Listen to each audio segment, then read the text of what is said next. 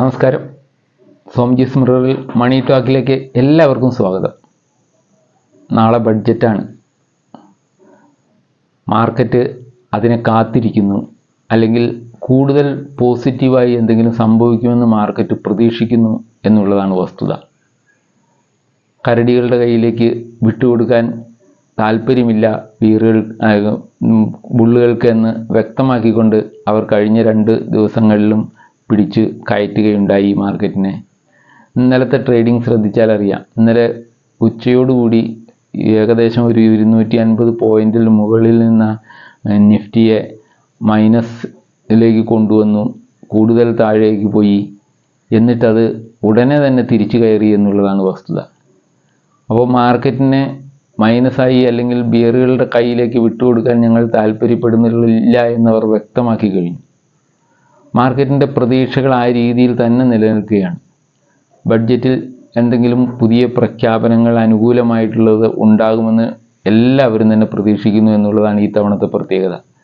എല്ലാവരും മാർക്കറ്റിലേക്ക് എന്തെങ്കിലും ഒരു ട്രിഗർ നിർമ്മല സീതാരാമൻ കയ്യിൽ വെച്ചിട്ടുണ്ട് എന്ന് തന്നെയാണ് പ്രതീക്ഷിക്കുന്നത്.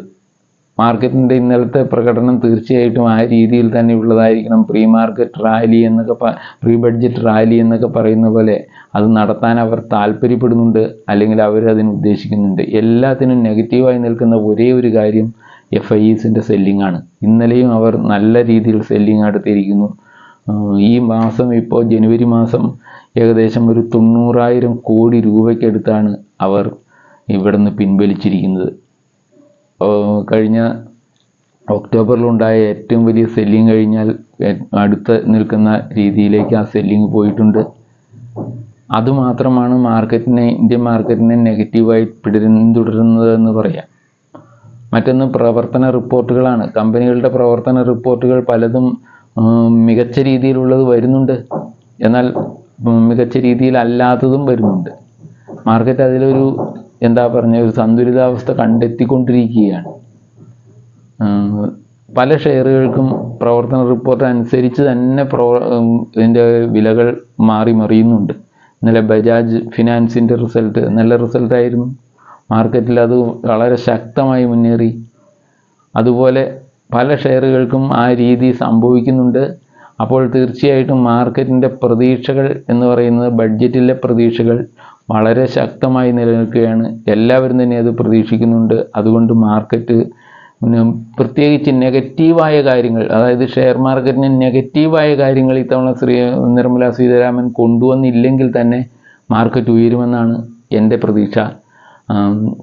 എല്ലാവർക്കും തന്നെ ഉള്ളത് ഇതുപോലെ എന്തെങ്കിലും ടാക്സ് ഇളവ്, ഈ ക്യാപിറ്റൽ ഗെയിൻ ടാക്സ് അല്ലെങ്കിൽ ഷോർട്ട് ടൈം ഗെയിൻ ടാക്സ്, ഇത് അത്തരം രീതിയിലുള്ളതിന് ഒരു ഇളവ് കൊടുക്കുക, ഡിവിഡൻഡ് ടാക്സ്, ഇതിനൊക്കെ ഒരു ഇളവ് കൊടുക്കുകയൊക്കെ ചെയ്താൽ മാത്രം മതി മാർക്കറ്റ് ഇത്തവണ ഉയരുക തന്നെ ചെയ്യും. അതുപോലെ പ്രതീക്ഷയിലിരിക്കുകയാണ് മാർക്കറ്റ്.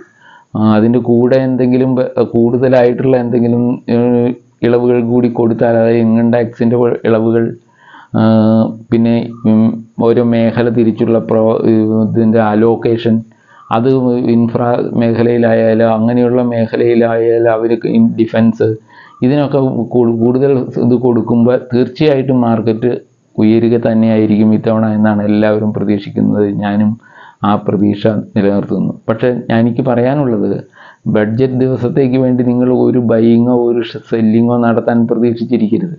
നിങ്ങൾ ബഡ്ജറ്റ് ദിവസം മാറി നിൽക്കുന്നതായിരിക്കും ഏറ്റവും നല്ലത്. കഴിഞ്ഞ തവണ ജൂലൈയിൽ വന്ന ബഡ്ജറ്റ് നിങ്ങൾ ഓർക്കുന്നുണ്ടാവും. തകർന്ന് തരിപ്പണമായ മാർക്കറ്റ് പിറ്റേ ദിവസം അതേപോലെ കയറുക, അങ്ങനെയൊക്കെയാണ് ഉണ്ടായത്. അപ്പോൾ നമ്മൾക്കിതിൽ ഇടപെട്ട് നഷ്ടം വരുത്തി വയ്ക്കാൻ നമ്മൾ തയ്യാറാവരുത്. തീർച്ചയായിട്ടും നിങ്ങൾക്ക് ധൈര്യസമേതം ഇടപെടാവുന്ന ഒരവസ്ഥ വരും. അപ്പോൾ മാത്രം ഇടപെടുക.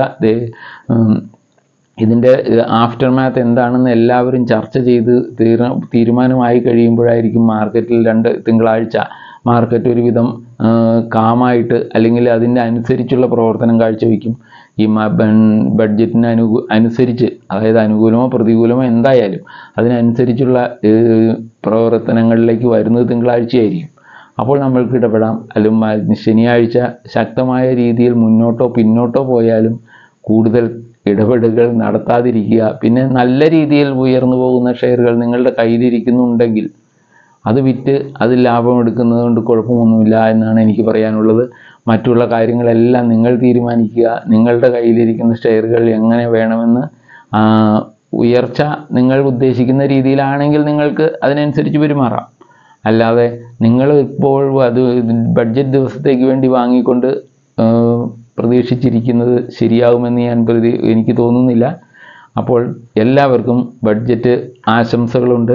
അതുപോലെ തന്നെ നമ്മൾ ചില സെക്ടറുകളെയൊക്കെ നമുക്ക് പ്രതീക്ഷിക്കാം. ചില സെക്ടറുകളിലൊക്കെ കൂടുതൽ ചിലവ് ഉണ്ടാവും, അല്ലെങ്കിൽ ചിലവ് ഇടാൻ അലോക്കേഷൻ കൂടുതൽ ഉണ്ടാകും എന്നൊക്കെ പ്രതീക്ഷിക്കുന്നതുകൊണ്ട് കുഴപ്പമൊന്നുമില്ല. അപ്പോൾ ഈ ഇൻഫ്രാ മേഖലയിൽ, റിന്യൂവബിൾ എനർജി മേഖലയിൽ അതിനൊക്കെ എന്തെങ്കിലും ആനുകൂല്യങ്ങൾ കൊടുത്താൽ മതി. അപ്പോഴേക്കും ആ മേഖലയ്ക്ക് ഉണർവുണ്ടാവും. അതുപോലെ റെയിൽവേക്ക് എന്തെങ്കിലും കൂടുതൽ കൊടുക്കുക, ഡിഫൻസിലേക്ക്, ഇതൊക്കെ വരുന്നത് തീർച്ചയായിട്ടും ആ മേഖലയെ ഉണർത്തും. അതിൻ്റെ കൂടെ എന്തെങ്കിലും ഇതുപോലുള്ള ട്രാൻസാക്ഷൻ ടാക്സോ അല്ലെങ്കിൽ ഡിവിഡൻഡ് ടാക്സ് ഇങ്ങനെയുള്ള എന്തെങ്കിലും മാറ്റുകയോ ഇളവുകൾ കൊടുക്കുകയോ ഒക്കെ ചെയ്യുക കൂടിയാകുമ്പോൾ തീർച്ചയായിട്ടും മാർക്കറ്റ് ഇത്തവണ ബുൾ മാർക്കറ്റിൻ്റെ ശക്തി കാണിക്കാൻ തന്നെ പ്രതീക്ഷിച്ചിരിക്കുകയാണ് എല്ലാവരും. അതുകൊണ്ട് നിങ്ങളും അങ്ങനെ ആകട്ടെ. പക്ഷേ വേറൊരു കാര്യമുള്ളത്, നിങ്ങൾ ശക്തമായ രീതിയിൽ മാർക്കറ്റ് ഉയരുകയോ താഴുകയോ ചെയ്യുമ്പോൾ അതിനെ ചേസ് ചെയ്യാതിരിക്കുന്നതാണ് നല്ലത്. ബഡ്ജറ്റ് ദിവസം മാറി നിൽക്കുന്നതുകൊണ്ട് ഒരു കുഴപ്പവുമില്ല. നിങ്ങൾക്ക് കോൺഫിഡൻസോടെ പ്രവർത്തിക്കാൻ പറ്റുന്ന രീതി മാത്രം തിരഞ്ഞെടുക്കുക. അല്ലാതെ ചാഞ്ചാട്ടത്തിൽ നിങ്ങൾ പെട്ടുപോകാതിരിക്കുന്നത് തന്നെയാണ് നല്ലതെന്നാണ് എനിക്ക് പറയാനുള്ളത്. ഈ IRB ഇൻഫ്രയോ അല്ലെങ്കിൽ റിലയൻസിനൊക്കെ എന്തെങ്കിലും സാധ്യതകൾ വന്നാൽ അവരൊക്കെ കുതിച്ചു കയറും. അതിനൊക്കെയുള്ള സാധ്യതകൾ കാണുന്നുണ്ട്. റിന്യൂവബിൾ എനർജി മേഖലയിൽ എത്ര ഷെയറുകളാണ് നോക്കി നിൽക്കുന്നതെന്നറിയുമോ? ഒരു ചെറിയ ഉത്തേജകം എന്തെങ്കിലും ആ മേഖലയിലേക്ക് കൊടുത്തു കഴിഞ്ഞാൽ അവയൊക്കെ കുതിച്ചു വരും. പക്ഷേ നമ്മളുടെ കണക്കുകൂട്ടലുകൾ ഇങ്ങനെയൊക്കെ ആണെങ്കിലും അതിനനുസരിച്ച് പെരുമാറാൻ ഷെയർ മാർക്കറ്റിൽ ഈ ബഡ്ജറ്റ് ദിവസം പലർക്കും ആകുമെന്ന് എനിക്ക് തോന്നുന്നില്ല.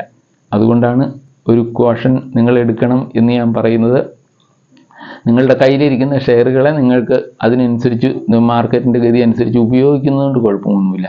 നിങ്ങൾ നല്ല രീതിയിൽ മുന്നേറുന്ന ഒരു ഷെയറിനെ വിറ്റ് അത് ലാഭം എടുക്കുകയോ തിരിച്ചു വാങ്ങുകയൊക്കെ ചെയ്യുക, അങ്ങനെയുള്ളതേ പ്രവർത്തിക്കാവുള്ളൂ എന്ന് പറഞ്ഞുകൊണ്ട് ഞാൻ നിർത്തുന്നു. നിങ്ങൾക്ക് എല്ലാവിധ ബഡ്ജറ്റ് ആശംസകളുമുണ്ട്. ആശംസകളോടെ ഇതിനകത്ത് പ്രവർത്തിക്കുമ്പോൾ തീർച്ചയായിട്ടും നിങ്ങൾക്ക് ബഡ്ജറ്റ് ഗുണകരമാകട്ടെ എന്ന് ഞാൻ പ്രതീക്ഷിക്കുന്നു, ആശംസിക്കുന്നു.